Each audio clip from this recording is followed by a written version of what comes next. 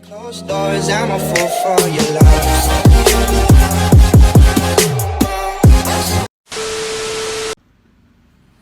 Halo sahabat Aquaculture, berjumpa lagi dengan channel Ade Aquaculture. Senang sekali melihat rekan-rekan yang semakin antusias memantau channel kami, memantau video-video yang ada di channel kami. Saya melihat respon yang cukup positif dari video terakhir yang saya upload, yaitu video tentang panen tambak milenial. Semoga saja selain channel ini menjadi informasi, juga mudah-mudahan menjadi penyemangat dari penyemangat sahabat-sahabat aquaculture dalam berbudidaya udang faname. Nah, kali ini saya akan coba merespon atau menjawab beberapa pertanyaan yang ada di kolom komentar yang akan kami rangkum dalam satu video dengan judul Q&A, jadi question and answer bagian ketiga, part 3.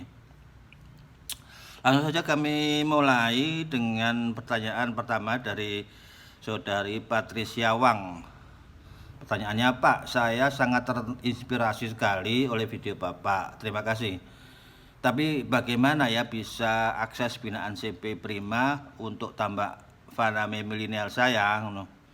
Saya cuma ingin belajar tambak kecil-kecilan. Saya ingin belajar tambak kecil-kecilan dulu, Pak. Apa syarat dan bagaimana kontaknya? Bu Patricia Wang, mohon maaf, untuk akses ke CP Prima atau untuk menjadi binaan dari pabrikan tersebut, lebih detailnya saya kurang jelas. Yang jelas, insya Allah asal Bu Patricia menggunakan produk mereka, yaitu baik pakan, terutama pakan sih, dari pihak produsen, dari pihak CP Prima biasanya akan aktif memantau dan ikut juga membantu Bu Patricia dalam budidaya, dan tentunya hanya semacam supervisi. Mereka juga care sekali dengan dengan mereka juga berkepentingan berusaha untuk simbiosis mutualis, jadi sama-sama untung. Karena idealnya kalau petani tambak tidak berhasil dan tidak ada budidaya, pakan mereka juga siapa yang akan pakai. Jadi pengetahuan saya, begitu Bu Patricia diketahui menggunakan pakan produk mereka dari pihak mereka, dalam hal ini pihak pabrik, akan proaktif untuk membantu Bu Patricia dalam berbudidaya. Namun barangkali nanti ada hal-hal yang lebih spesifik, nanti kami coba akan soundingkan atau konsultkan ke sales manager atau sales dari perusahaan pakan tersebut. Itu Bu Patricia. Kemudian Bu Patricia juga menanyakan apakah ada tutorial khusus berbayar. Kami jawab langsung, kami tidak ada rencana, belum ada, dan sama sekali tidak ada rencana untuk mengadakan program tutorial berbayar, Bu Patricia. Jadi kami di sini hanya terbatas sharing informasi berdasarkan pengalaman saya yang notabene masih juga tidak menutup, dan bukan tidak menentukan, masih sangat membutuhkan masukan-masukan daripada para expert barangkali yang sempat memantau video ini. Jadi intinya sama-sama belajar, saya share pengalaman, kemudian ada masukan lewat kolom komentar, bisa nanti kita sounding bersama. Itu demikian Bu Patricia untuk jawaban untuk Bu Patricia, mudah-mudahan bisa mewakili, dan kalau toh masih belum jelas nanti bisa via email, nanti saya ada sampaikan email pada video saya sebelumnya. Kemudian nanti bisa bertukar nomor WhatsApp barangkali. Begitu Bu Patricia. Kemudian menginjak pertanyaan yang kedua dari Pak Khairul Umam.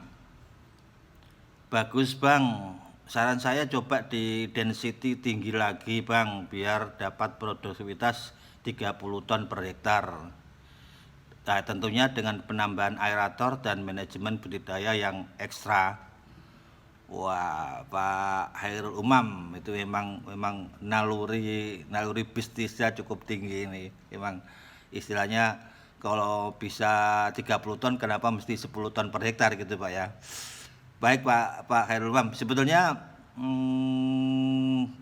berdasarkan yang telah berjalan ini memang yang cukup ideal sementara itu kan dengan diameter 31 meter dengan kincir 2 unit itu kita ditebar 120 ekor per meter ya.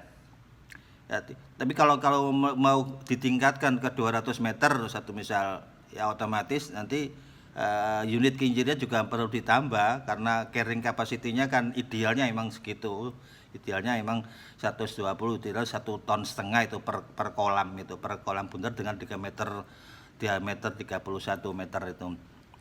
Nanti kami akan coba tentunya kita juga nanti perlu rekonstruksi ulang kalau memang meningkatkan density karena nanti otomatis akan kincir bertambah, mungkin bisa juga di blower juga tambah blower dan bertambahnya unit kincir ini bertambah juga kuatnya arus dari air tersebut yang seterusnya akan bertambah juga tekanan pada dinding dari kolam bundar tersebut. Terima kasih Pak Hairul Umam. Intinya saya respect dengan yang disampaikan Pak Hairul Umam. Mudah-mudahan ke depan kita bisa coba bikin experience yang lebih tinggi lagi density-nya. Selanjutnya ke yang ketiga. Yang ketiga ada dari Pak Arif Nanda Putra. Boleh bagi ilmunya Pak, bagaimana cara bisa nekan FCR sampai 1,2? Soalnya tambak kami sering jebol pakannya FCR sampai 1,7. Mohon saran dan infonya Pak, terima kasih. Alhamdulillah Pak Arif ini ternyata ya ini yang kami harapkan ada petambak-petambak aktif yang juga bisa share di channel ini sehingga nanti saling bisa mengisi. Pak Arif memang FCR ini memang gampang-gampang susah, apalagi kalau kita tidak benar-benar kontrol ketat dengan SOP yang telah ada. SOP dalam hal ini pemberian pakan, kemudian kontrol jam pakan, perendah pakan yang ada di Anco itu kan juga perlu kecermatan itu. Kadang-kadang juga ada kemalasan orang ditambak juga malas untuk cek Anco itu. Karena emang itu Anco itu satu-satunya parameter yang selama ini cukup valid ya untuk menentukan berapa pakan yang akan kita tebar per hari.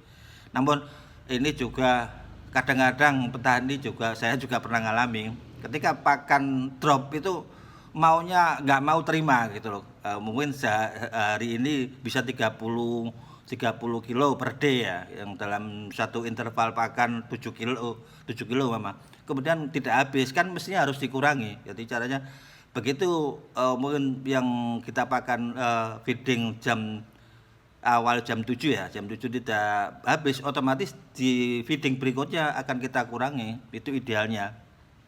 Nah, kelemahannya kadang-kadang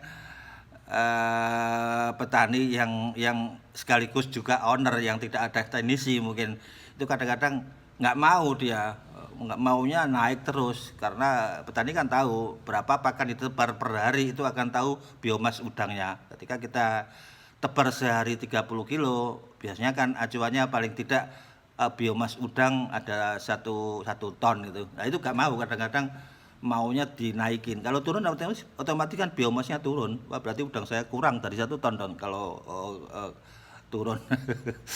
Itu Mas Arif.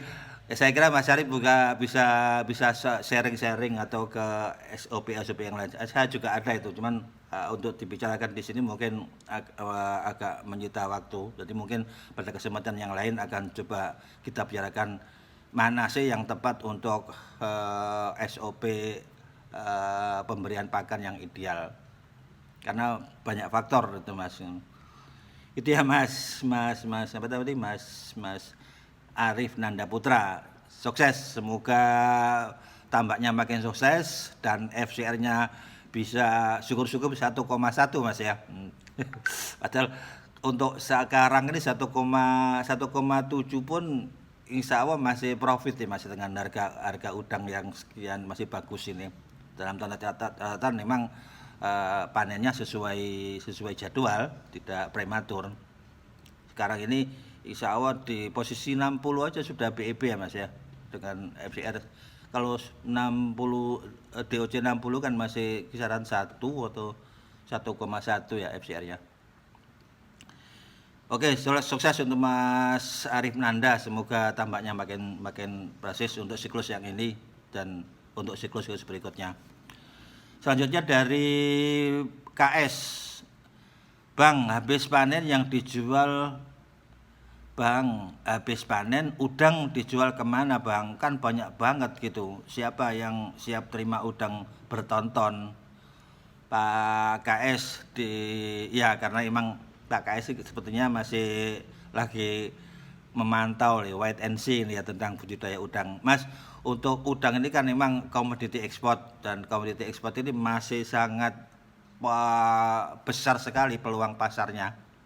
Di awal-awal video saya ketika Bapak Menteri KKP berkunjung ke tempat Milion kan juga disampaikan begitu besarnya peluang udang faname ini, karena memang masih jauh kurang masih jauh tidak imbang antara demand dan supply. Jadi kebutuhan dan supply-nya masih kurang sekali supply-nya, sehingga jangan khawatir untuk penjualan udang faname ini Mas KS. Kemudian yang terakhir dari Pak Ahmad Ismail, kalau boleh saran tolong adakan pelatihan mungkin kolektif untuk beberapa peserta sebagai pemula. Saya butuh ilmu sebelum memulai budidaya ini. Makasih sebelumnya. Nah, ini sama dengan pertanyaan Bupati saya tadi ya, untuk melakukan pelatihan mungkin saat ini kami belum bisa karena terbatas beberapa hal yang harus dipersiapkan. Intinya kita atau saya dalam video ini hanya sekedar berbagi. Yang saya ulangi lagi, dalam tanda kutip masih sangat butuh sekali masukan-masukan dari para expert atau para ahlinya, para suhunya yang barangkali sempat memantau video ini. Tolong tidak segan-segan untuk tulis di kolom komen. Oh ya, dalam kesempatan ini saya juga menyampaikan informasi kelupaan. Alhamdulillah channel kami sudah mencapai 1000 berkat dukungan saudara-saudara atau sahabat seperti yang channel, dimana kalau sudah subscriber 1000 ini nantinya ada tab komunitas ya. Lah ini mudah-mudahan di fasilitas tab komunitas nanti kita bisa gunakan untuk diskusi di sana, khusus yang budidaya udang faname nanti. Mohon bantuannya para expert, para suhu yang cukup kompeten. Tolong saya dibantu di tab komunitas nanti. Tab komunitas di sini bukan khusus nanti, mungkin bisa spesifik, bisa saling kontribusi informasi atau pengalaman. Ya, kembali lagi ke tadi siapa ya, Pak Ahmad Ismail ya. Ya tadi Pak Ahmad Ismail mengharapkan ada pelatihan. Itu Pak, tadi kami sampaikan lagi, kami belum ada arah ke sana. Ya mudah-mudahan ke depan karena perkembangan situasi bisa jadi siapa tahu nanti ada teman-teman yang bisa bergabung untuk bersama-sama ingin maju bersama. Nah, saya lihat masih ada beberapa pertanyaan tentang di mana ambil, masih banyak lagi pertanyaan-pertanyaan itu, di mana ambil pakan, kemudian estimasi biaya perhitungan panen dan lain-lain, yang sepertinya pertanyaan tersebut sudah kami tampilkan atau kami sampaikan di video sebelumnya. Mungkin para yang barusan ikut atau memantau ini bisa di scroll atau dilihat di video-video yang lain. Di sana cukup komplit, meskipun di sana juga ada perhitungan yang sederhana yang dalam tanda kutip masih perlu tidak mutlak gitu yang saya sampaikan, tapi sebagai pembatas gitu. Jadi meskipun tidak paten, namun ada pembatas sehingga tidak terlalu melebar perhitungannya. Itu ya, jadi di sana ada kami sampaikan. Ke selanjutnya, alhamdulillah senang sekali dengan respon sahabat aquaculture semuanya. Saya rasa beberapa pelaku budidaya juga mulai bergabung mengikuti channel ini. Alhamdulillah. Semoga pertanyaan-pertanyaan tadi dapat menjadi informasi dan mungkin inspirasi bagi sahabat aquaculture yang masih belum memulai. Seperti biasa, jika ada rekan-rekan yang masih ingin bertanya, silakan ditulis di kolom komentar. Sekian untuk video kali ini. Saya benar-benar sekali senang, saya benar-benar senang sekali dengan pertanyaan-pertanyaan yang menurut saya dapat menjadi diskusi yang sangat sehat. Jangan lupa subscribe, komen, dan juga bantu share kalau memang perlu di-share. Sekali lagi, salam sukses.